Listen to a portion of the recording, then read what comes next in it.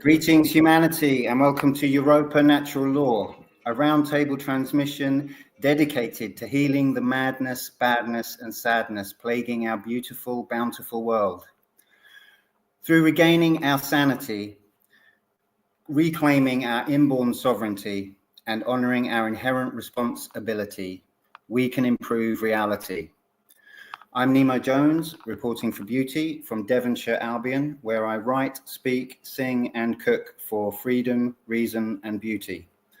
You can find all my links on the World Wide Web at nemojones.com. And we've got a great panel here today to discuss today's topic, which is sovereignty and anarchy. So I will introduce, if I can just do that. Yeah, if we just go around. So starting with you, Jeffrey, or is it Jeffrey today? Who are you going to be?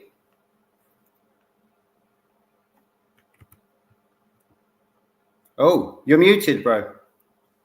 I've been doing that a lot lately. Today, right now, I'm Jeffrey Phillips, but I will be inverting later to Philip Jeffries, the status. Okay, great. We look forward to meeting that guy. Yeah, hi, I'm Yvonne, and I'm living in Norfolk at the minute. Oh, yes. Chris? Chris Nelson, evolvedconsciousness.org in Canada. Hi, I'm Vukan Kempfer from Germany. And Derek Balicelli out in France, out with the lights, European nighttime and all that. So welcome, everyone. We're going to talk about sovereignty and anarchy and the relationship between those things. I'm really happy to just open it up. I know we've got a lot of great stuff here in this panel, so I'm just going to open it straight up. I'll probably go just since I'm going to be changing character soon. At least most of the political systems that I've noticed have kind of like a reality TV show theme going, where they're kind of like a big distraction from the fact that we don't really have any choice whatsoever. And a lot of people think that if we didn't have a federal government, that things would be Wild West. But I disagree. I think that if we lost our government, because, you know, we hear a lot like, oh, the government's cutting funding or they're shutting down for a little bit. If the federal government went away, there wouldn't be bloodshed. There wouldn't be, I mean, there would be a little bit, but it wouldn't be a like bloodbath, and we wouldn't regress to the dark ages. I think people would still go to work because they all of a sudden wouldn't have an income tax, and they'd be getting basically a giant raise to continue going to work. I think the greater good of humanity obviously would wake up and still want to go out and, you know, try to do the American dream or whatever. So I think people would definitely get up and go to work to continue how we have things going, but in a better way with a raise. And with that, with government regulation going away, people would be able to, it would deregulate the job market massively, and people would be able to start jobs out of their garages and plant vegetables in their garages and sell it to their neighbors and do all kinds of stuff, which is real anarchy, in my opinion. And in that world, the free market capitalism would take over, and like all the crappy services we got from government would be taken by the corporate private industry, and where there's competition. And the competition would be to give the best product for the lowest amount of dollar, because the people would be voting with their dollars. Instead of the government allowing monopolies to offer us crappy services at the most amount of money, we'd actually be able to vote with our dollar for every product and service that we come across. And but people need to become moral and ungovernable, and that's going to take a lot of time. We need to regress back to these easier forms of local governments. If the government disappeared tomorrow, I think all the cities that we have, you know, they're all different flavors of communities, and they things probably wouldn't change that much, but things would definitely get a lot better. And at this point, I'll probably change to Philip Jeffries and say, you know, I believe in the American dream. I want to own property. I actually own a home. I don't mind putting cameras on every block, and maybe even in my home in order to be safe. I don't mind giving a large amount of my income to the state, because I don't want to have to defend my property. I want the state to do it. I want the state to watch my back, and I really don't mind giving a large amount of the money I make away to it. So to you anarchists, you know, like how am I supposed to deal with the state not being there when I'm so dependent on it? How am I supposed to deal with that? Well, I would ask you, Philip, is it? Yeah, Philip. Philip Jeffries. Yeah, Philip. I would ask you straight away. You said that you needed the state to help protect you. Are they protecting you? What do you fear? What do you fear is going to happen to you if the state weren't there to protect you? What kind of things could happen to you?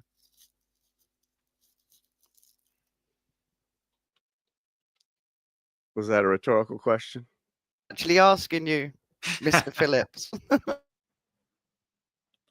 Hold on, I'm changing my name. There we go. What do I fear? I fear my neighbors. I see, you know, I watch the news, and, you know, my neighbors look a lot like the people on the news that I don't agree with. So I need the government and the state to defend my home from my neighbors. And how are they doing that? Are they doing it now? How are they defending you? Well, if someone comes on my property, I can call someone to come afterwards, basically, and seek revenge on that person. Not really sure how that helps me in the short term during the time that criminal came on my property to the time the police come, whenever they come. But the state will represent me in court, represent my right to that property. I guess. So your fear is that they might come and steal something from you. Would it cost you any? Would it cost you anything to go through that court process? Probably, but if I'm in the right, my tax dollars pay for that district attorney to go after that criminal. But it's still theft? Yeah. So what's that? You got to weigh up how much, as Vuk saying, how much tax that it actually cost you in comparison to what the person stole from you. Well, if someone stole something from me, I would just lose my mind. I would just ask if taxation wasn't theft. So, are you being stolen? When I was born, I signed a social contract that allowed all this to happen to me. When I was a baby infant, I signed a contract that allowed all this, and I'm okay with it because of that. And on the news, they and then on the TV and all the media, they're all okay with it there. You know. So I Yeah. suppose it's the same as insurance, isn't it? So is true. you're prepared to pay the rest of your life just for that one fear that someone might come and steal something from you, which didn't prevent anything in the first place, because they're going to still steal from you anyway, aren't they? Well, the government does great things with that money. They don't do anything bad with it. No. Yes. Oh. So this is our first attempt. So I'm just going to jump in. This is our first attempt at having a devil's advocate. And Oh yeah, we had to mention that. It's good. Yeah, I will just say this is, and maybe it's showing a little bit that Philip isn't 100% convinced of his own argument. But, yeah, not easy, I'm sure. But yes, yeah, I just thought I'd throw that in. But yeah, whoever wants to jump in. Well, yeah, question, because yeah, these governmental folks, they think they're slick, you know, they're using mind control to convince us that, you know, yeah, willingly pay our taxes and all this stuff. So it's not theft because we're giving it away. We're complicit to that. So there's like a twist of these things, unfortunately. So yeah, we can't say that they're stealing from us per se because we're actually giving it. We're filling forms and this and that. And we could kind of see that with a robber with a gun to your face and like, give me your money. We have the choice not to give it. There could be consequences for that. But, you know, hey, is the robber, you know, forcing his hand in your pocket and stealing money in that way? Or are they using that, you know, coercion in a sense? It's a lot more direct than what the government does. But yeah, that a lot of, you know, low time criminals, they're not as insidious as these other upper folks. And not so well like organized. At least in Germany, all taxes get quote unquote deducted. So you don't even have a chance to like get it in your fingers, except you fill out a lot of paper and wait for half a year at least. Realistically. I don't know how it's in your neck of the woods, but yeah, I guess it's pretty similar. Yeah, it's the same here. There's no choice. I think that question about coercion is like huge, because it's like that's the sort of the edge of where, you know, it's like, it's this thing, oh, I had to do it, you know, I was forced to do it. It's like, well, what's the actual reality? You know, what could, like, to really resist coercion, you know, it's the fact is that what we're all talking about, the sort of ethical, the moral kind of aspiration that I think we all share is, you know, to resist coercion at all cost, ultimately, you know, really. Absolutely. I mean, otherwise it doesn't really make sense. But the way coercion works, it's so embedded and like it's so part of our reality, you know, the water we're swimming in, that it's hard to see it, and you're kind of like, it's part of you, it's part of your own psyche, is this, you know, surrender to the coercion, because it's always been that way. Say no to evil would be another choice. I think a far better choice, because like my father was a historian, and like just take a good deep look into history and show me one good king or one good quote unquote government that really worked. I found it very interesting along the way. Somebody sent me an interesting like article about a time period in Iceland where they have lived for like 300 years in complete anarchy. So in no rulership, like organized tribes like the Native Americans did. And it was very interesting, because then I like remembered the when the big banking crisis was, I think it was 2008, and I was working back then, and yeah, I remembered how big the numbers were they were just throwing around, and yeah, like how much money just got created and it's really it's very, very important for us all to understand how money is made and how it's like it's easier than never to create money. Just type in some more digits, some more zeros before the comma, and it's fine. And the printing presses run all the time, and I think it's very fundamental for more people to really understand how the money system works. I think Henry Ford was it who said, if the people would understand the money system, there would be a revolution before tomorrow morning. And I think that's a pretty true statement, and that's a big problem, and that's just so like interwoven with state, with the religion of state and religions of like cultural religions, and I think it's very important to realize that money is just a subtle like tool of slavery. And here in Europe, you can very clearly see it, that the paper bills have the colors of the chakras, and they removed like the violet chakra like 2 years ago or so, and it's very interesting. There's no like printing on it. It's just a copyright sign. So yeah. At least you Americans are like true to your colors and print in God we trust. Is it just me, or it looks like Vuk has a shotgun across his chest? No. No, but his place is speaking of dollars, your place is looking great. Your new place.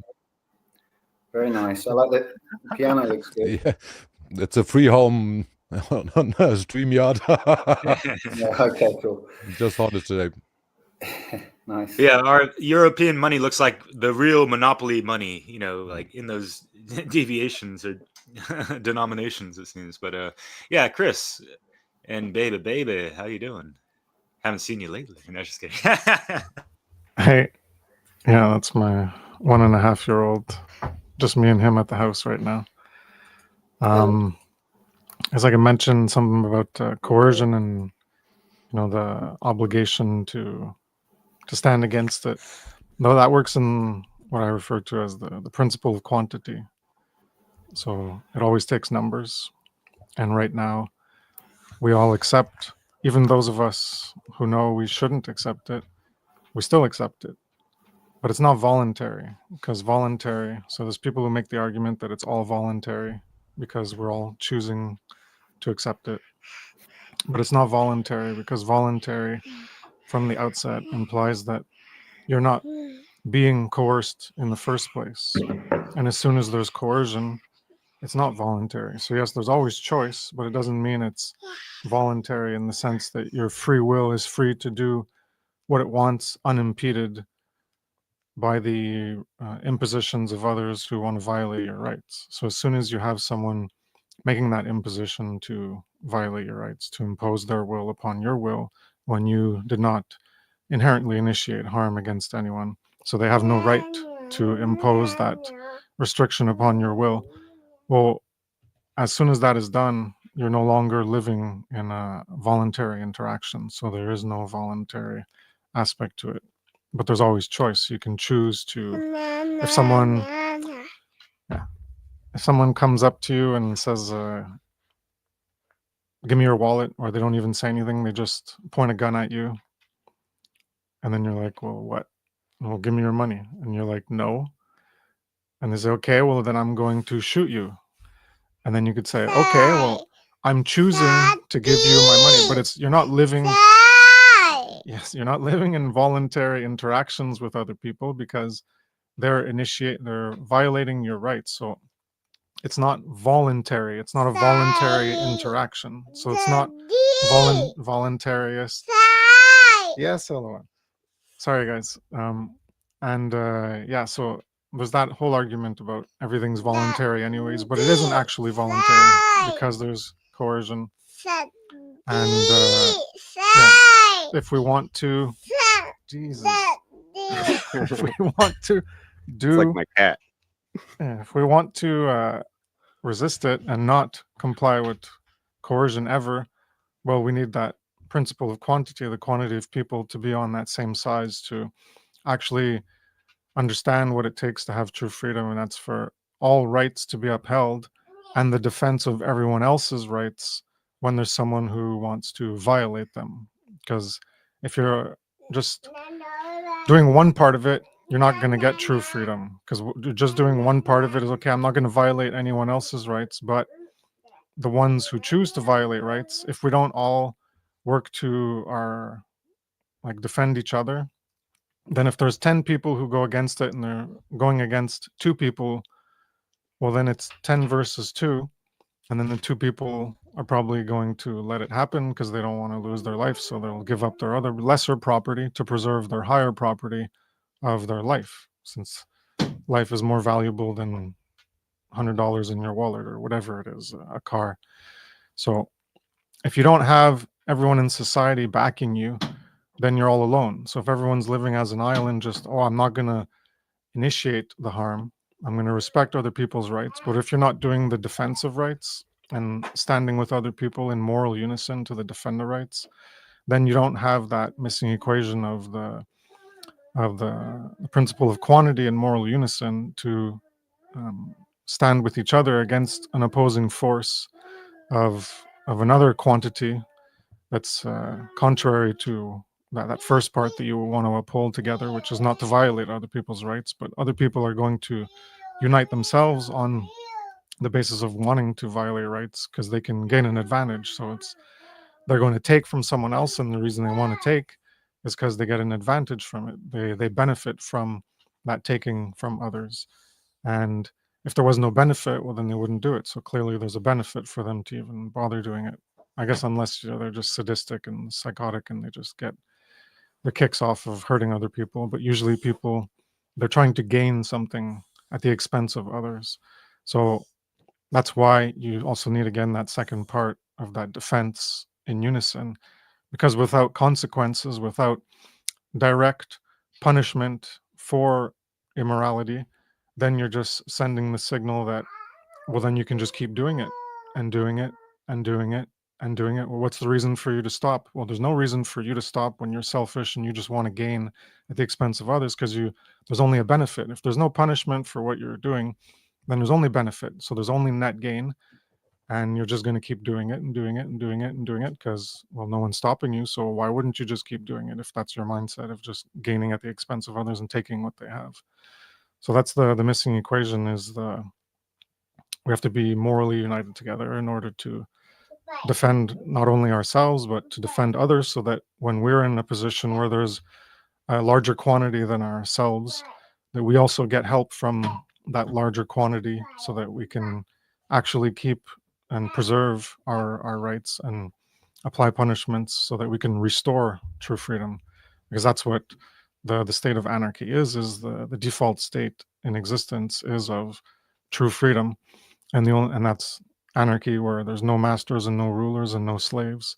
And it's only when that is, it's only when someone makes the choice of engaging in behavior that will make a false claim of ownership upon someone else's property, and thereby a temporary or persistent act of enslavement to create the condition of enslavement that persists. Then you have the anarchic state is removed, because then you have someone who's saying, well, now I'm a master over you and you're my slave. And that's the default. So whenever there's that violation and that imposition of taking the rights and making a false claim of ownership, that true state of true freedom is gone. And we've been living under that condition for thousands and thousands of years.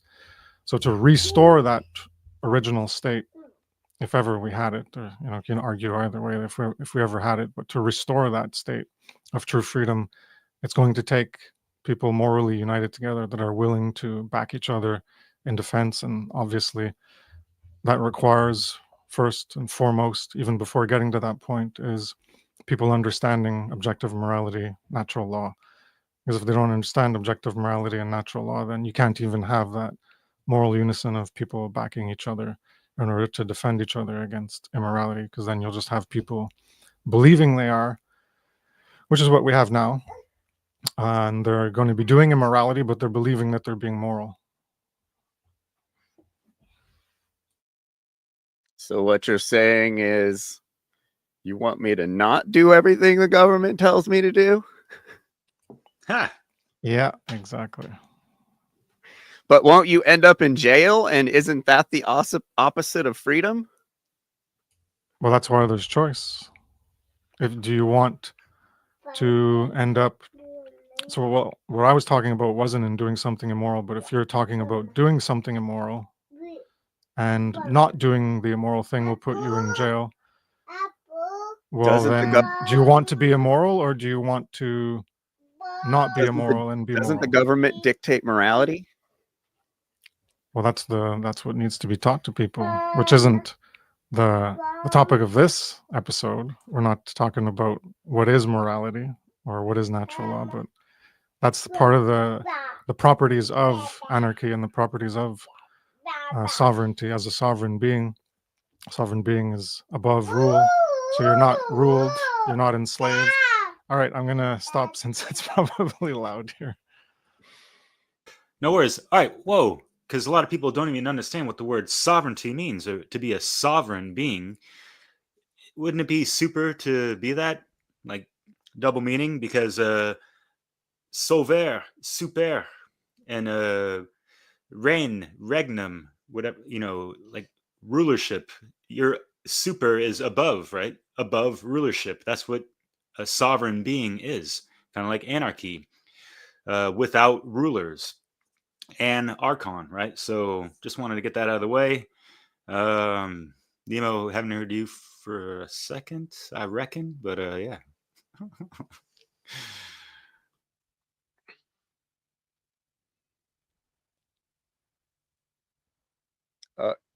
You're muted. Oh, he's gonna go for a while. Okay. Sorry. Yes, no, what was I saying? Yeah, the sovereignty and anarchy, they're like sort of they're kind of like represent the internal and the external aspect to me, but they almost have identical meanings in a way, which is kind of surprising. That's surprising to think about, because when we think of sovereignty, we think of royalty, and we think of like national sovereignty, whatever that means.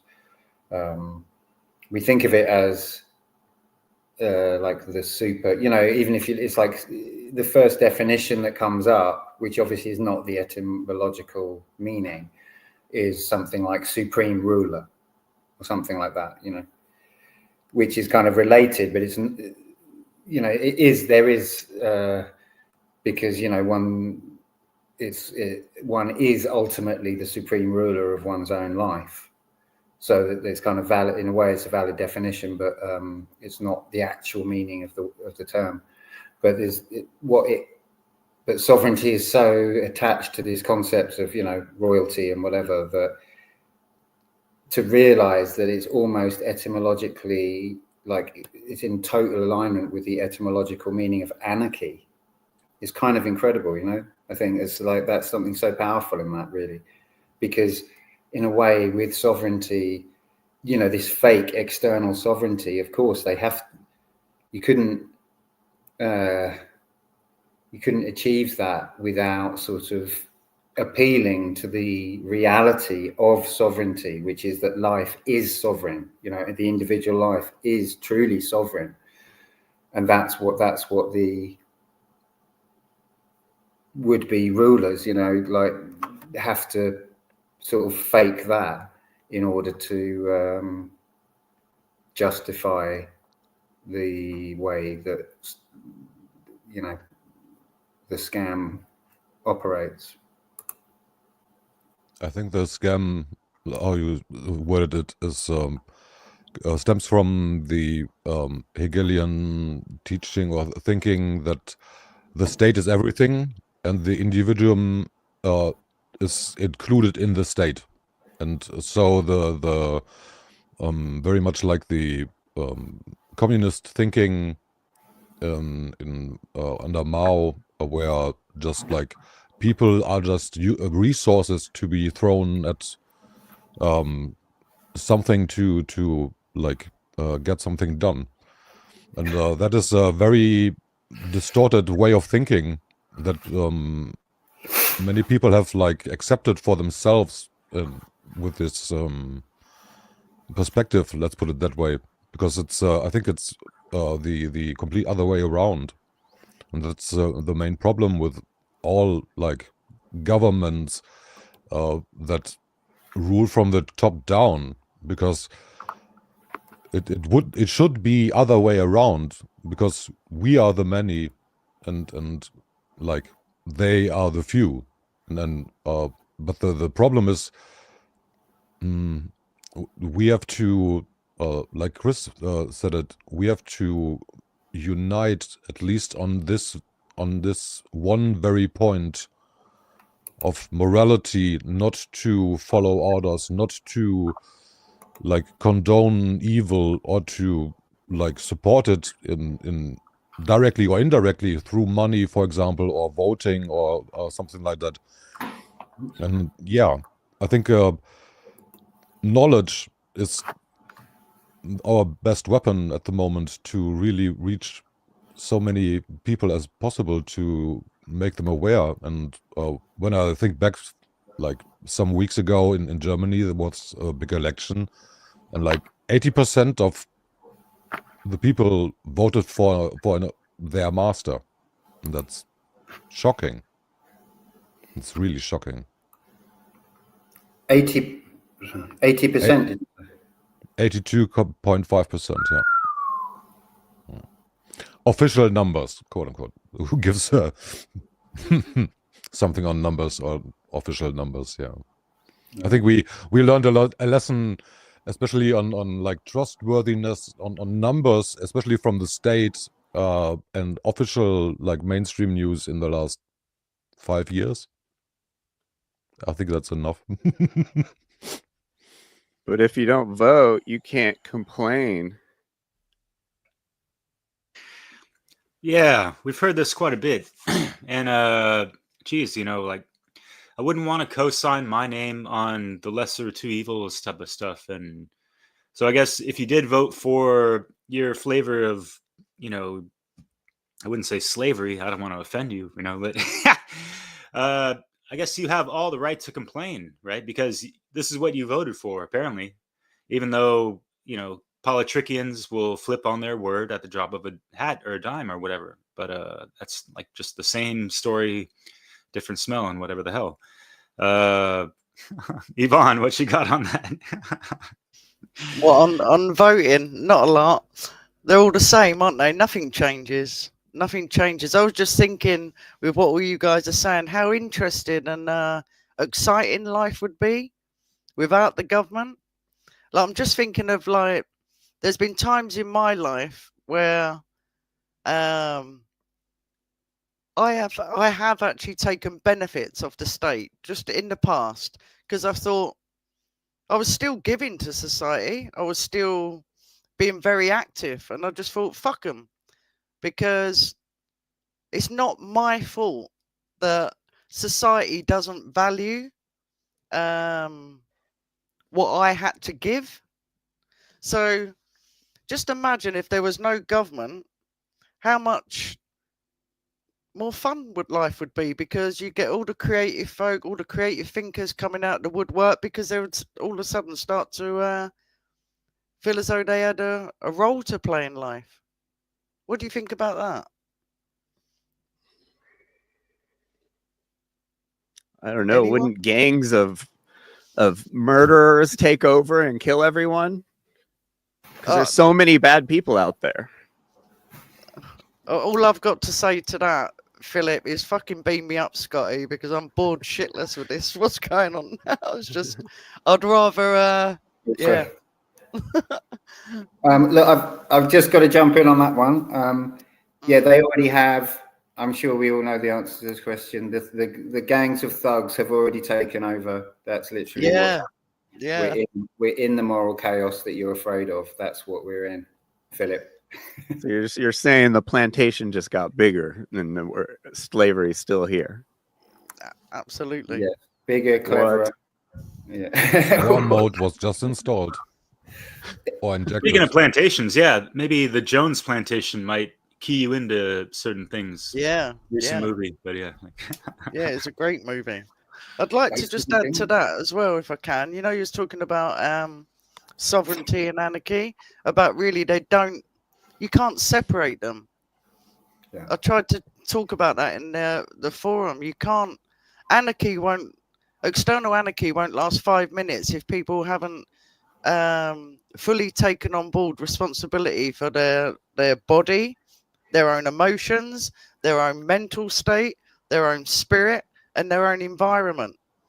It will never, there will always, if you haven't got that and you're not working towards that, then don't ever expect external anarchy to be successful, because there'll always be someone else coming along that want to completely take control, because they haven't done that work themselves. You have to work on those things. Like, the more I go on in my life and the more I take control over all those aspects what I've just mentioned, the more sovereign I feel. The more I was quite rebellious anyway, but I'd rather die than take orders or give my money to the government. I just couldn't do it. I really couldn't do it. And yeah, so yeah, you cannot separate the two. People have to focus on both aspects of themselves. So the more internally you're taking control of your own holistic well-being, the more successful we're going to be in having an external anarchy. Yeah, well said. Kind of goes along the lines of some little bullet points I had of just, all right, well, what does an anarchist look like and how do they function, you know, in society or outside of it, and waltzing in and out of the matrix and whatever the hell, right? Well, they are pretty good at maneuvering through the matrix, right? And anarchists, you know, in general, do not consent to government and mandates and all that stuff. We avoid taxation as best we can. We live with morals. We have that, you know, inner compass to help us navigate, right? We exhibit that bodily autonomy that you were talking about, Yvonne. We know what our rights are, right? Because, you know, if we don't know what our rights are, how are we going to stand up for our rights? Because if we can't stand up for them, we could fall for anything in a sense. You know what I mean? So, yeah. And a lot of anarchists actually know how to talk to and handle the pole ice. You know, when the police come and try to give you a hard time and this and that, you can, you know, work your word magic to kind of just get yourself out of a pickle, if you will, sometimes, you know? And yeah, like you think a lot of anarchists out there just, you know, like, yeah, fuck the police and yada yada and fuck the system and want to do it. We're going to do whatever we like and this and that. And y'all should check out a great presentation by Brandon Martin called Fake Ass Punks.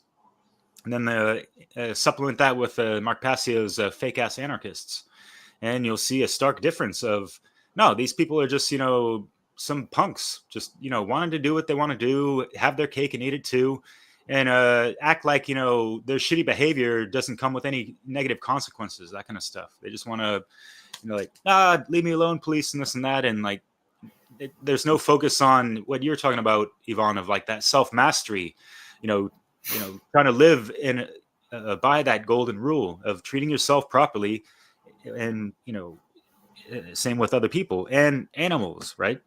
And just the elements in general, Mother Nature, you know, all this stuff. Because I feel like anarchists will have more of that symbiotic relationship with nature and the immediate environments, like Yvonne, you were talking about, which is great. Yeah. So, yeah, anarchists are looking to strengthen communities, not weaken them and disrupt them. They're looking to build proper relationships with their neighbors, you know, looking to build things up, right?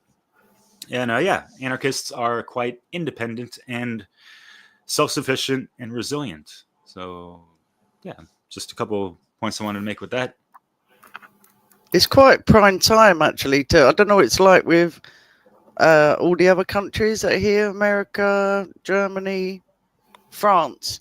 In this country, it's quite obvious to most people that all what the government used to offer through the local authorities is absolutely dismantling anyway. So there's loads of people that are not, they're becoming very consciously aware that those services are not there anyway. So it's a prime time for anarchists to come in and actually create those services within themselves. And then people may feel, then you can point out, see, we don't need the government. And if the government come and try and stop you from doing the good that you're actually doing for the community, then they might be more prepared to defend what you've created. Mightn't they? Well, I think there's a step in between, surely, because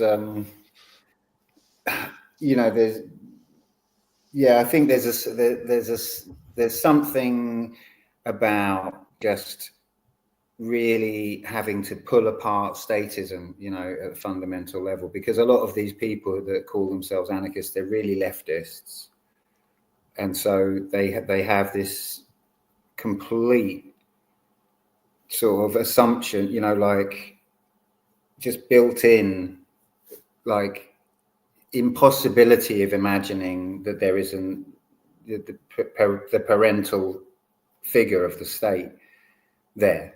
It's like it's almost psychically impossible for them to imagine that. And so although I think it's sadly, you know, I mean, I'd like to be more positive, but I feel like although there are people that are like, yeah, let's build the new thing, that the vast majority of them haven't taken that step. They don't know what statism means, basically. And they don't know what anarchy means. And they've never thought about it. And they're not necessarily that interested in really delving into it. And they might be more like active, like, hey, yeah, even if they're like got a lot of energy and it's positive, if that's a weak underpinning, you know, it's a fatal underpinning of the whole thing. They kind of like, yeah, but the state will always be there, you know. Of course we need the healthcare, we need this, of course we need that, of course we need the roads, blah blah blah blah blah, you know. It always kind of is like a fallback. So there's something deeper, you know, that really for you know, and we've said before, I don't think we're near it, you know, really, in terms of numbers. Oh, we could be in terms of time, but we're not in terms of numbers. Absolutely not. Nowhere near it, Nemo. No, I totally agree. Yeah. It's not. Oh, look at the state of things. Look at the state of people's minds, especially following the lockdown and the vaccines and that went on. It's people are half dead. That's why I said in the chat the other day, it's like, is even anarchism, like the way we've been talking about it, is it even outdated to some respect? Do you get what I mean? It's I think COVID woke a bunch of people up. Yeah, okay. I don't think they could pull it off again in the same way, that's for sure. Yeah, there is that possibility, but I don't know. All I'm trying to point out is that I think we're dealing with we're not living in a normal society like it was when we were 18 or whatever. We've gone into a different kettle of fish now, a totally different kettle of fish. Like we're dealing with a lot of unseen things that are going on, as in entities, as in electronic stuff that's going on, implanting things. Like we're dealing with some heavy stuff. That's why I wonder if the dream of an anarchist society is unrealistic in these times. Well, it's unrealistic in all times until the conditions are appropriate for it to manifest, because it doesn't just manifest. No, absolutely. Look, Chris, look, you know what we've been speaking about, like go back to that about you was asking the question, Nemo, about like the leftist side of things. Go back to what I was talking about in the chat about like being programmed. That's what the problem is, isn't it? People don't realize that we are very programmable, including myself. Up until like I thought I was pretty free thinking until a couple of days ago, and then I just thought, no, honestly, I actually woke up in the morning and I thought, right, after my chat that I had, Derek, yeah, I woke up in the morning and I thought, right, I'm gonna do this today, and then I realized 15 minutes later I still hadn't got out of fucking bed, and I was going around in my head, just circling. Then I came back to reality and I thought, shit, what were all those thoughts that were just going around in my head? And then I realized that most of my conscious awareness is on a loop. It's actually on a loop. And it took me so much self-discipline. That's why I said on the chat, it was like a helium balloon. And I was trying to bring that first thought that was actually going to fucking get me up and going, to bring it down. It was such a hard thing to do. So going back to internal like monarchy, that's probably going to take me, if I've had like 50 something years of programming where I've gone round and round and round in a certain loop, so I'm going on like automatic pilot, I'd say 50% of the time. Some people are 100%, yeah. Then how long is it going to take me, that someone that I would say in the scheme of things quite free thinking compared to most people, that's going to take me ages to even master anchoring my own thoughts. Just throwing that out there. You're such a doomer, Yvonne. Ha! Yeah, so fucking negative. No, I'm actually but being positive. Yeah, I'm keeping it trying real. to say, yeah, I'm trying to say is that's what, before external anarchy in the collective's even possible, then we need to even face how programmable we are and how much we are going around in a loop, most of us.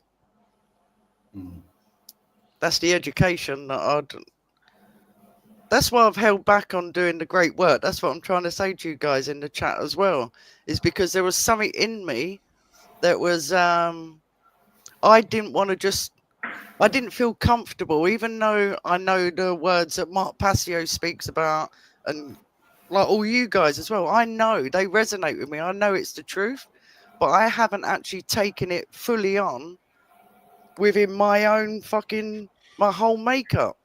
So as a truth seeker, I need to speak the truth from me. Otherwise, I'm just fucking being another religious. Do you understand where I'm coming from? Yeah. No, that's good. That's a really good sign. Yeah, it is. You know, because most people will take that information and go out and start a bunch of podcasts and start teaching people. And it's like, wait a minute, you know, like you got to practice it in your life.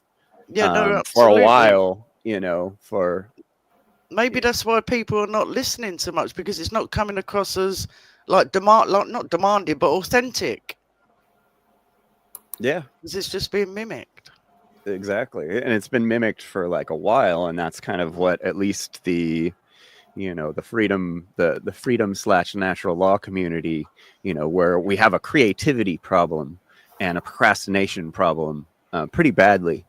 And that's been holding us back for a while because, you know, Mark is dope, but he's got a very dated technique, you know, and it's good for if you really want to dive deep, but it's very, you know, we're in the TikTok generation these days. We need to take things down a notch. So yeah, it's a big creativity problem. That's the biggest problem I see is, you know, we got all these people that are lined up who want to go do great work and want to go do this stuff, but it's like, fuck, how do you do it? You know, outside of just, you know, and it's like, because we're looking in this, oh, I need to start a podcast, I need to do a presentation, you know, and it's like, no, you need to just start doing it in your life, and you need to, you know, be continuing the shadow work to unlearn these things, and it's shocking. You know, I'll catch myself sometimes. I'll say something, or Allie will catch me sometimes. I'll say something dumb as shit that I don't believe in, and she'll be all shadow work, and I'm like, oh shit, you know, we do. And it's like, even, you know, after all these years, I'll still think these dumb religious government media implanted ideas about people. It's the whole like fearing your neighbor because the media told you, and that's why you don't start a community around you. Therefore, you can't practice anarchy, and you know, we can't do these baby steps we need to do to start getting rid of the mindset of needing a federal government. That's why we can't have nice things. No, just kidding. Yeah, seriously. But going back, yeah, I feel you, Jeffrey. Yeah, for sure. And yeah, there's too many people. They learn something, they're all gung ho about it. Oh, I gotta, you know, spread this out and put it on my channel and this and that. And yeah, you got a lot of people nowadays that are monetarily motivated to do that because they're getting money off of this stuff. Yet, you know, they're putting the cart before the horse as far as, you know, knowledge and proper wisdom of their life experience and implementation of these things is considered and really processed. And yeah, like Yvonne, it's a process. These things take years and ages for sure. Yeah. And so doing that process of deprogramming yourself and reclaiming the inner government of yourself, controlling your mind and not letting the exterior gubernare control it and all that stuff, which KRIS knows a fuck ton about and done plenty of presentations on. So yeah. The pursuit of money really screws up activism. Unfortunately. Yeah. Almost as bad as anything can. Once you start, I've never, like, activism should come from the heart. It shouldn't be something you want to make money from, unfortunately. But when people do get big enough, it is very tempting to not depend on your following for money. But once you start depending on your following for money, you start having to cater to that group, and you lose yourself and your message to the catering. And I've worked for like a lot of indie media outlets, and I've seen this happen over and over again with celebritarians and stuff. People that will get a popular video, and all of a sudden they'll be really popular in the movement. You know, and then they start trying to make money, and then they either put out too much content, they dilute their message, or they completely change their message to something mainstream because the popular opinion is, you know, like you, as an activist, you want to get your stuff out to the most people, but the most people, you know, don't really want to hear your message because you're teaching them something different. So you can't start catering, and you can't. The money thing really starts screwing with things. And yeah, can I clarify? Are you Jeffrey or still Philip? I'm Jeffrey. I've been back for a little bit. I switched my name. Jeffrey, like, clarify. There is a distinct difference, isn't there, between activism and anarchism? Yes, there is. But external anarchy, you know, you can't really be an anarchist without doing activism at the same time. But yeah, activism like this. Just like you can't be vegan without being an activist at the same time. You're just plant-based. You're just a plant-based fad dieter. You know, veganism is a lifelong commitment to animals. It's not just a diet. So, you know, without leading by example and practicing what we preach, you know, what good are you as an anarchist, really? Yeah. And that's why, you know, we go back to the two-party paradigm, and, you know, people not representing what they believe in, people representing what their party believes in. And that's one of the biggest hurdle, you know, at least people in the States, you know, like even all my anarcho-capitalist libertarian friends, they still get caught up in all the Trump garbage and all the government stuff. And it's like, man, you guys are just wasting your time. You could be doing great work right now. And you're just looking at all the reality TV show that they've set up for us. And you're falling for all of the psyops that they distract us with. anything they report on the news, you can pretty much assure is a distraction. The Epstein Islands and the Pizza Gates and the QAnon, all this garbage. It's all a distraction from the truth. Yeah. I think it's very important to. Sorry.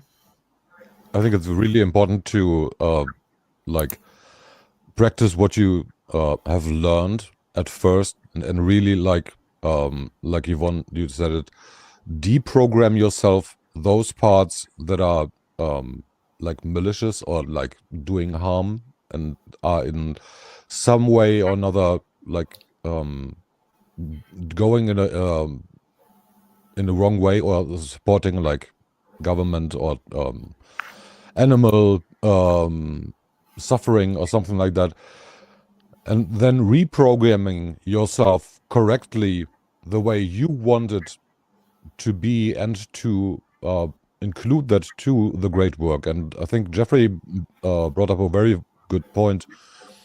We too often forget about like all the other beings around us, and I think animal rights is one of the big topics of our generations that should be discussed, and not like climate change or something like that, because like Tolstoy wrote, as long as there are slaughterhouses, there will be battlefields. And I think most of our soldiers got it already, that they don't want to be shot at. So why can't we expand to like, don't shoot anybody, like, including like animals and all the other beings around us, and really that's the teaching of the law of one. Really try to see the creator in every being and everything that surrounds you, and treat it as such. So that would change the whole world pretty quickly, I guess, when people would really realize how much power and capabilities they really have in their hands, and it's just a choice. Mark is right. You have to free your mind, and your ass will follow. But yeah, most people seem to be like very comfortable at their little place and their slavery, and yeah. Yeah, if we're trying to save humanity, wouldn't it be easier to, and a good first step to stop killing animals? Pretty logical. The next step after that, I mean, you'd think we would want to stop killing humans first, but we seem to have a problem with that. So logically, stopping killing animals would be the first step, and logically after that, stopping killing humans would be the step after that. But at least we'd be taking steps. We're doing a lot of not taking steps. And that's kind of what irritates me. I was thinking when Yvonne was talking earlier about the COVID thing, and how what's changed, like, let's say in the last 20, 30 years. And there is some kind of change. There's a lot, obviously a lot has changed, but I think the way it seems to me is that, like, I was just thinking while people were talking about this division, how people are divided in so many different ways.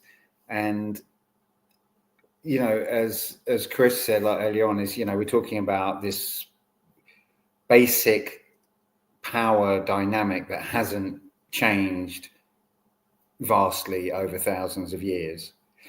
And I'm wondering if, like, there's ever been, if like the powers that shouldn't be, whatever, have ever achieved this level of division or anything like it. Because to me, it's insane how divided people are on so many issues, that it's almost difficult when you meet someone to kind of like, you're like, oh, am I going to bump into that? Am I going to bump into this? What do they think about that? And all of these things that really, they're kind of like belief systems. And they, like what Vuk was just saying, feels like the solution, is to really get open, and like to the reality of. I don't want to sound too woo woo, you know, but it's these kind of limiting beliefs that are really like dividing us, you know. And if we look at the, you know, what a belief is, it's something that's kind of understood. It's something that's accepted as true without being verified, basically, was one way of thinking about it, I guess. And I feel like the people are walking around with not just really strongly held beliefs which aren't verified, but they also strongly conflict with the other, with a way that someone else has been programmed. And that's all deliberate, and it's like multifaceted, multi-layered. And yeah, I don't know, I was just reflecting on that, like where we're at now, you know, what in this moment, this age, that's a big part of it, I think. Man, I'm in a deep rabbit hole right now researching the Old Testament and the New Testament about vegetarianism in the Bible, and it's hilarious because James, the brother of Jesus, James and his parents were vegetarian. There's a lot of revisionism, I guess, going on now. Looking at the Bible, there's a load of vegetarian and vegan stuff in the Bible. Anyway, James, the brother of Jesus, was vegetarian. His parents were vegetarian, and so the Apostle Paul was the guy who wrote the Gospels for the New Testament, and he was talking. There's actual like a couple paragraphs in the Bible where they're talking about, whoa, the Essenians, they don't eat meat or dairy or anything. Like, those guys are fucking crazy. And the Apostle Paul was like the kind of new ager, kind of trying to change things. And he's like, no, we're going to tell everyone it's okay.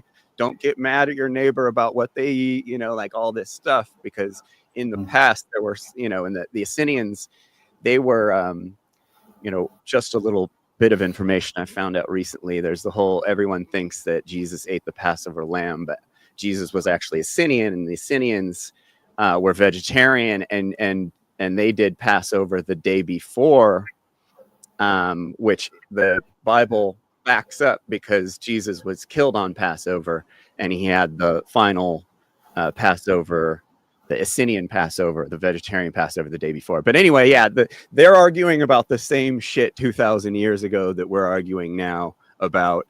And I'd imagine it was even more extreme back in the day because it was more life or death. We're very comfortable, you know, in our lives these days, complaining about stuff.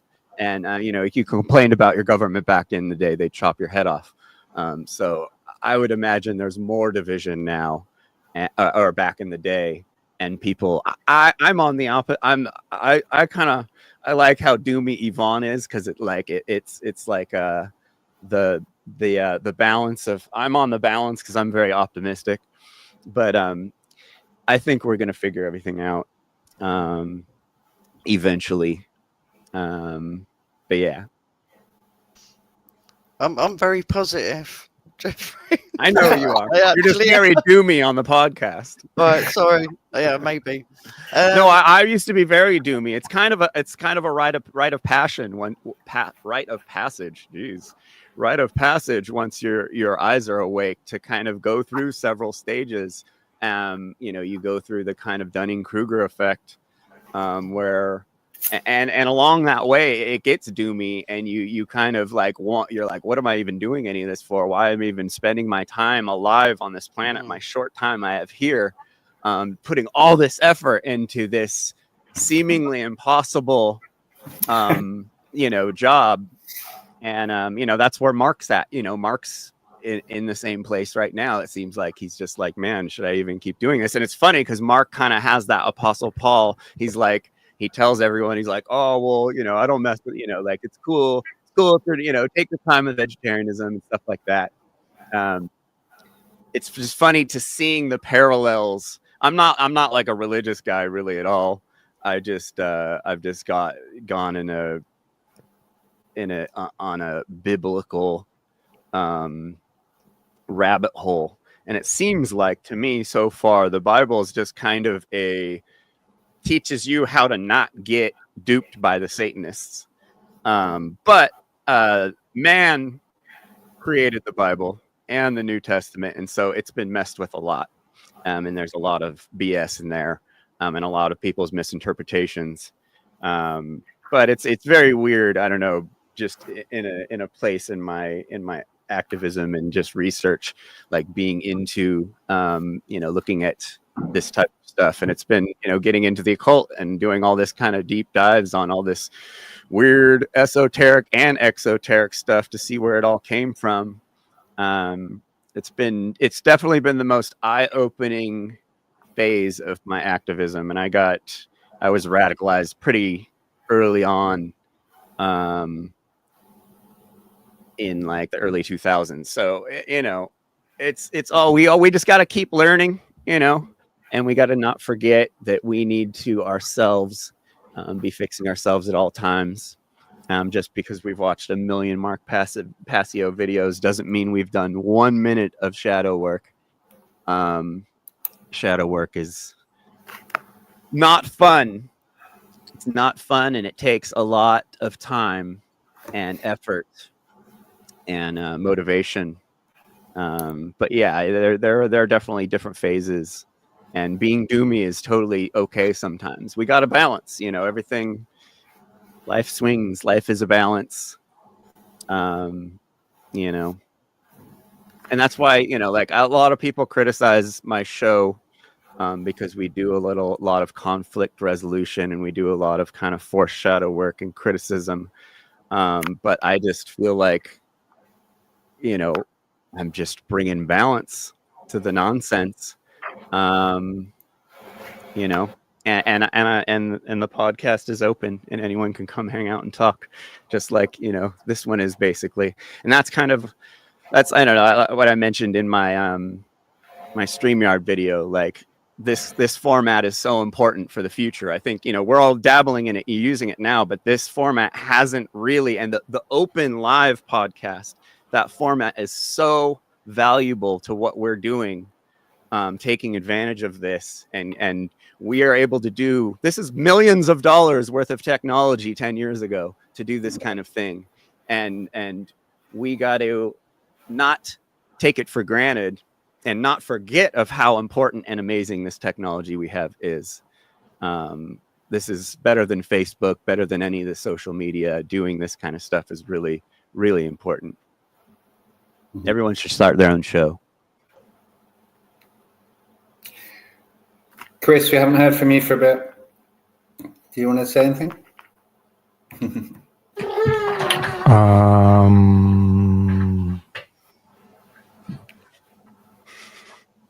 Well, I can mention one thing. I guess we've already maybe touched upon it. Like anarchy is rooted. Anarchy itself is all about morality.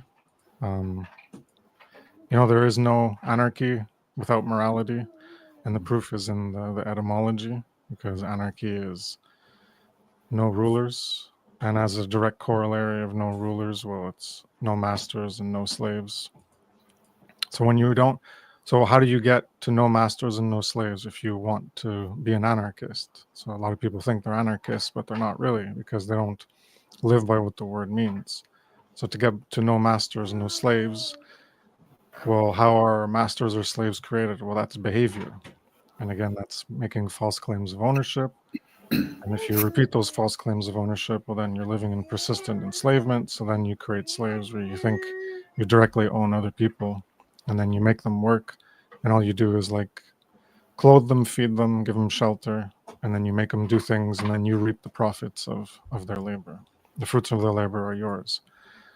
And you impose your will upon their will. That's like the extreme version of slavery that most people define as slavery, and they don't understand that slavery is actually a matter of degrees, and that's just one of the worst degrees of it. So if it takes behavior to create the freedom, or it takes behavior to create the slavery, and if you don't have the behavior that creates slavery, then you don't have the masters or the slaves. And that means that all of this operates within the law of freedom. And the positive side and the negative side is the positive side is, well, you create the freedom, or you restore freedom, through the absence of creating behavior, which creates the opposite of freedom, the negative polarity of the law of freedom, which is creating enslavement, that negative side. So when you have behavior that is absent of creating that negative side, which is engaging in immoral behavior that creates that slavery, well, then you end up with the restoration of true freedom. And all of that is contained within anarchy, which itself contains morality, because morality is a component within the law of freedom, because that's what your behavior is that creates within the law of freedom that can't be violated. You're operating within it no matter what you do in your behavior. It's just, what choice are you going to make? Are you going to choose to operate within the positive side, or are you going to choose to operate within the negative left hand or positive right hand side? And as a result, well, you're going to create that condition, that resultant state of true freedom, which is the state of anarchy, which is there's no masters, no rulers, and no slaves. So all within anarchy is the philosophy of true freedom and the law of freedom and natural law and objective morality. As above, so below. Don't you know? Yeah, we got what, maybe 20 minutes maximum for the remainder of this chat. I wanted to bring up some quotes from some prominent and less dominant figures of people throughout time, history, this world. So, you guys mind? Do it. All right, love Mr. quote. Alexander Berkman once said, "Anarchy. It is not bombs, disorder, or chaos. It is not robbery and murder. It is not a war of each against all. It is not a return to barbarianism or to the wild state of man. Anarchism is the very opposite of all that shit." We didn't say shit. Right? Remix that shit. Anyways, Tanner Cook once said, "The anarchist isn't opposed to collective efforts or community organization. Oh no. The anarchist only acknowledges the base unit of all collectives. The individual is not lost or forgotten. You know, they're not assimilated into this civilian status, right? Yeah, so the individual is not lost or forgotten amongst the crowd. It is the individual that makes up the crowd. To extinguish the value of a single man or woman for the sake of prioritizing the mass man or woman destroys the value of all." Emma Goldman, who has some great quotes. I'm going to read two of hers. "Anarchism stands for liberation of the human mind from the dominion of religion, the liberation of the human body from the dominion of property, and liberation from the shackles and restraints of gubernare. It stands for social order based on the free grouping of individuals." There's that word again. Another quote from her is, "Anarchism, the philosophy of a new social order based on liberty unrestricted by man-made law. The theory that all forms of government rest on violence and are therefore wrong and harmful, as well as unnecessary." Right? Stephen Jay Gould once said, "We must shed the old stereotype of anarchists as bearded bomb throwers, you know, fugitively stalking about city streets at night." You know, Jim Dodge said, "Anarchy doesn't mean out of control; it means out of their control," referring to archons, right? And these, you know, a lot of puppets on strings, pretty much. You know, like let's be honest, right? Interesting quote from Gustave de Molinari. I don't know if he was a governmental figure or whatever, but he looks pretty old. "Anarchy is no guarantee that some people won't kill, injure, kidnap, defraud, or steal from others. However, government is a guarantee that some will. Legally, right?" Lucy Parsons, who also has a lot of interesting quotes, she stated once, "Anarchists know that a long period of education must precede any great fundamental change in society. Hence, they do not believe in vote begging nor political campaigns, but rather in the development of self-thinking individuals. So along the lines of what we were talking about, right? Murray Rothbard, quote from him, I defined anarchist society as one where there's no legal possibility for coercive aggression against the person or property of any individual.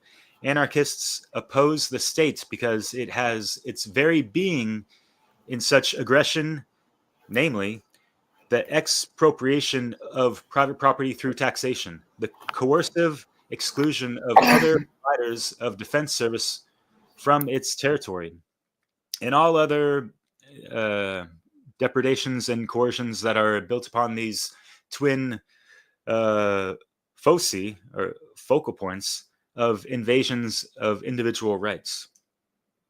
That was a mouthful, right? A couple more. Dave Rowntree, let's quote from him. You know, we were worried that in the UK, I thought about y'all, there's no anarchy on kids' TV. When we grew up as kids, TV was very anarchic, apparently. And it was about stuff that your parents would probably object to if they even got to object. And it's gotten very safe. You know, there's that word safe, you know, we need your safe zones and safe spaces, you know, like we need to be coddled by mommy, daddy, government and all that stuff, right? Yeah. And we have a lot of spiritual folks that are, I don't know, it's like a lot of folks just are on social media and stuff, and they're in their comfort zones and all this stuff. They're in their safe spaces. And it's interesting, you know, that word. It's a 4-letter word too, right? Safe. Anyways, but so is love. So what the hell?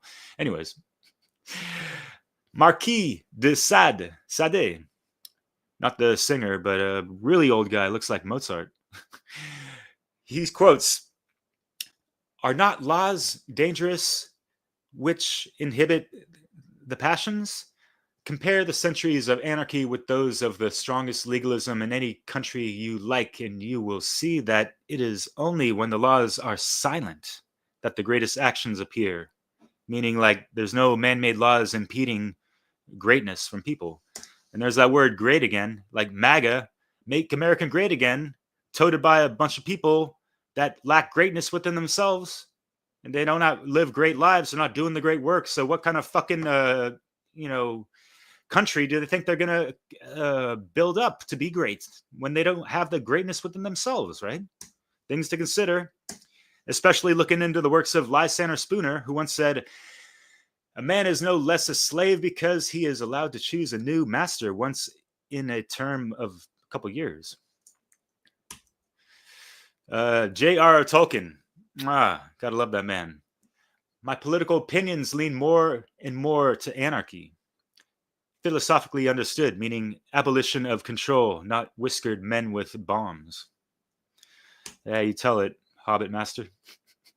Leo Tolstoy, great author. This guy's classic, right? I'll end it with this, probably. Once said, probably in one of his books, he has many, which are great, and he advocates for vegetarian, veganism, and all that stuff in line with natural law.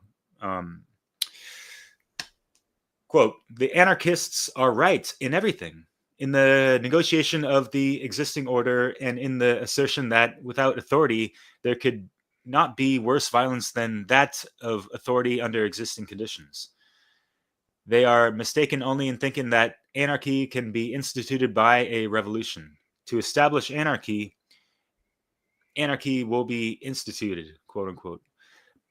But it will be instituted only by there being more and more people who do not require protection from government power, and by there being more and more people who will be ashamed of applying this power." And that goes along the lines of what Chris Nelson was talking about in regards to, yeah, we need that. We need numbers. We need that collective aggregate on our side that are boycotting and banning the coercion and being non-complicit, right? They're not on a date with man's law, right? No mandating, right? Fuck that shit. Goes well beyond the 4B movement. Fuck that shit too, you know? Like, Yay. Yeah, great quotes. The one from Robert Hicks I posted today would be a great addition as well. And I thought of one quote from Gandhi. I think I don't get it correctly from my mind, but you serve a evil system best by adhering to the laws and the decrees. An evil system does not deserve such an loyalty or allegiance. And a good soul or a good being would resist with all their powers to that system.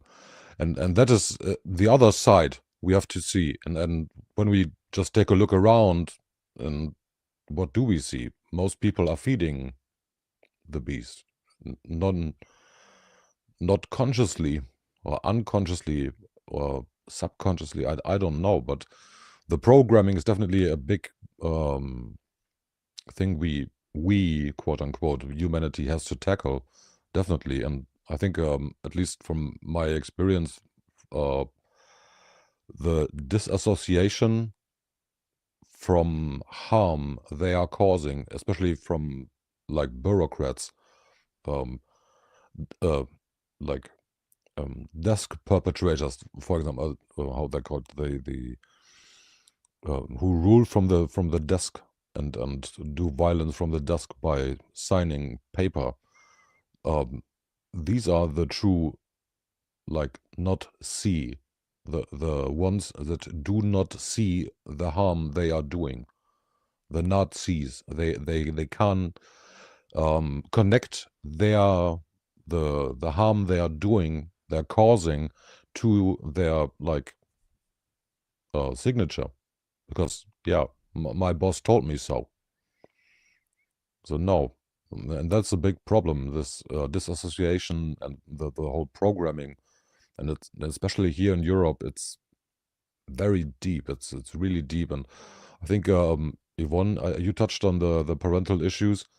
There's a lot of trauma work and shadow work to be done on a lot of people here in Europe, especially what there's parental issues, on the topic of parental issues. Too many people vote and want their masters, but I'm still hopeful. I think that many people in Europe are more and more getting it, and yeah, maybe we can see it and work on it for a change. But I think it will be a roller coaster ride for sure. But yeah, let's go. Yeah, if the military defended freedom, they'd be attacking our government, you know. And if there were good police, they'd be arresting the bad police. Unfortunately.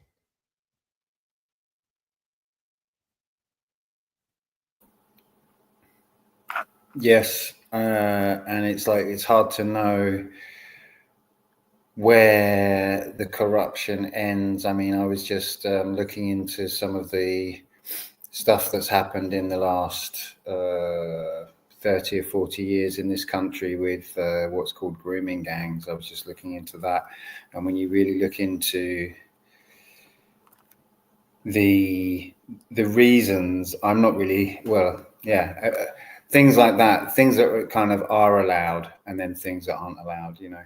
It's like it's quite interesting to really think about how far those the wrongness goes, and the actual behind the curtain kind of motives for some of these decisions. So it's a little bit of a tangent. It just reminded me of it. But while I'm on it, I'll just say it's quite interesting. I've been using Chat GPT for like research, and you know, fair amount, finding quite a lot of use with it. And it did not like that subject one bit. It really didn't. I've never seen it do anything like what it was doing. It absolutely shut down that subject. It's crazy. Anyway, that's that. But yeah, I mean, if anyone's got any last thoughts, let's go for that. I'll just add to that. I know it's. I'll just add to it the like the grooming gangs, or if you think of anything that is seen as stimulating fear in the general population, they're normally encouraged, in my eyes, or created purposely, like to bring in new laws to imprison the rest of us or encage us even more. So they're celebrated by the government, these things. They're celebrated. Kind of feels that way. Mhm. Yeah. Yeah. I would just want to add another quote from Gandhi. Be the change you want to see in the world. And just do it and continue doing. Yeah, and I feel like it was either Gandhi or someone along those lines. Didn't he say something like, along the lines of, the formula for freedom, right? As morality increases within the collective, the amount of freedom increases. I don't know if he said something like that. It doesn't matter, but yeah, those words are true nonetheless. Obviously, Passio has spoken largely about that. KRIS, you have as well in your works. And I think you have a really great infograph on that as well. Cool little chart. It's great to have those visualizations. It helps me learn a lot too.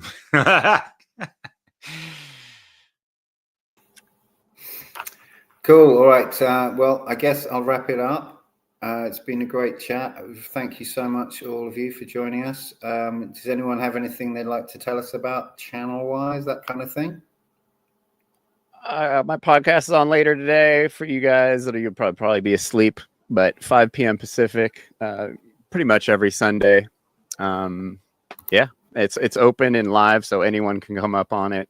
We welcome conversation and criticism and all that fun stuff. So if you're not into sleeping, come hang out. And I'll add that into the show notes. I haven't done that yet. So Thanks, could you send a link over on the show chat or something? It's youtube.com/@JeffreyPhillips or search VGT Live Podcast. Right, yeah. And I got to add that to our tap link as well, Europa Natural Law tap link.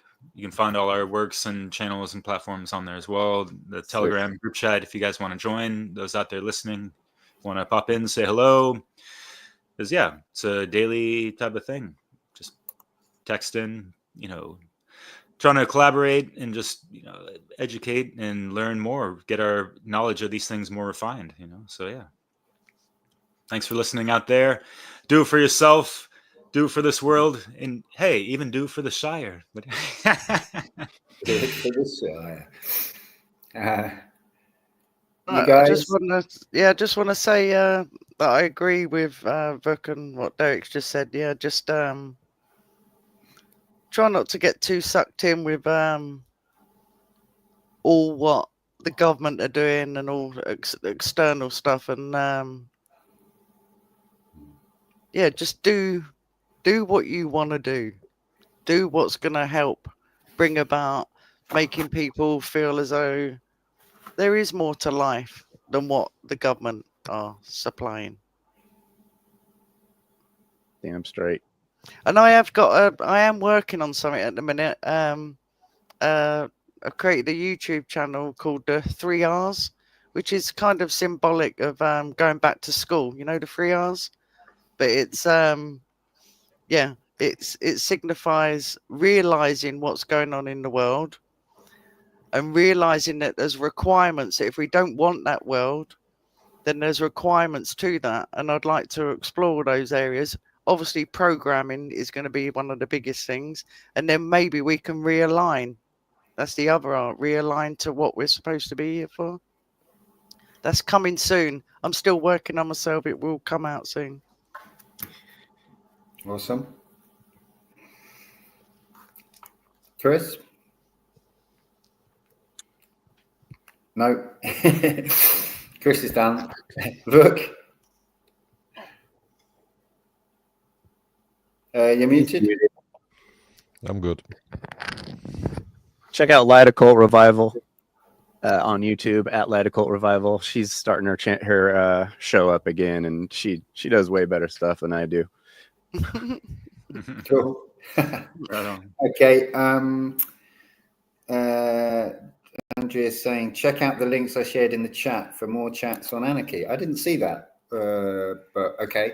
But thanks to everyone in the chats. Please remember to share, like, subscribe, comment, all of that. Smash that like button. Smash the buttons. Smash your computer. Smash hard. Let's go back to the woods. Okay, so yeah, thank you everyone. It's been great, and now I have to fiddle with buttons whilst trying to say goodbye to you all. But I hope to see you next time. Hope to see you next time on Europa Natural Law. Cheers. Bow, bow, bow, now. Here we go.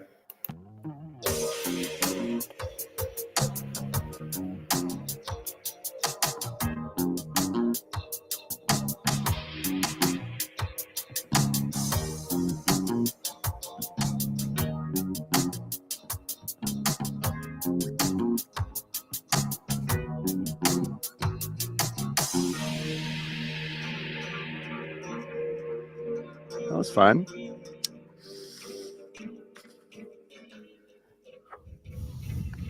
Ciao. Ah, Later. thanks.